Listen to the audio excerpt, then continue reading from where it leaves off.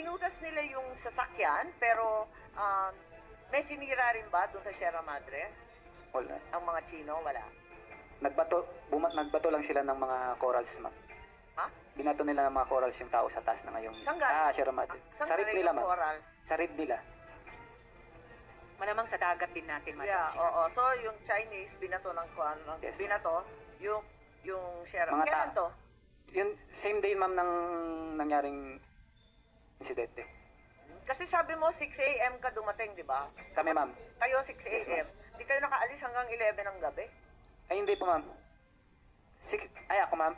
Hindi, kasi di ba 6 a.m. kayo dumating doon? Anong oras kaya yung mga Chino dumating? Mga 6:10. O talaga, 6:05, ma'am. Agad-agad Sabi kagad. mo nga, 5 minutes. Yes, ma'am. 5 minutes ganyan. Anong oras sila umalis? Nung nahila na nila yung dalawang rib palabas, ma'am. Mga bandang kailan na yun? Matagal ba kayo? Matagal ba sila ron?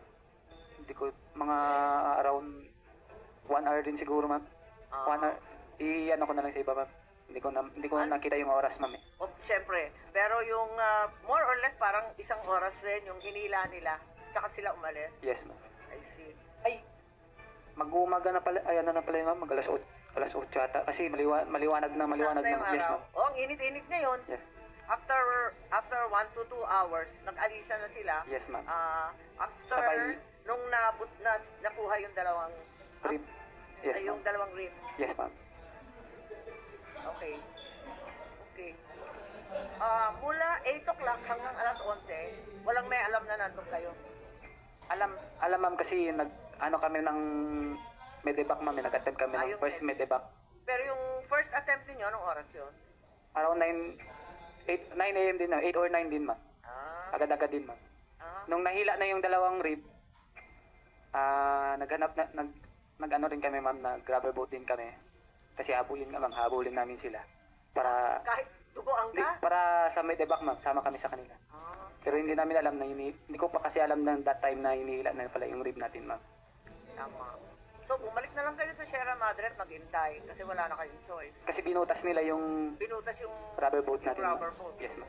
So, naghintay kayo gabing-gabi na, alas 11, halos sa Alas 7 kami nakalis sa Ayungin, ma'am. Then, around 11, mag-12 na ng midnight, nakarating kami sa barko ng Coast Guard, ma'am. PCG.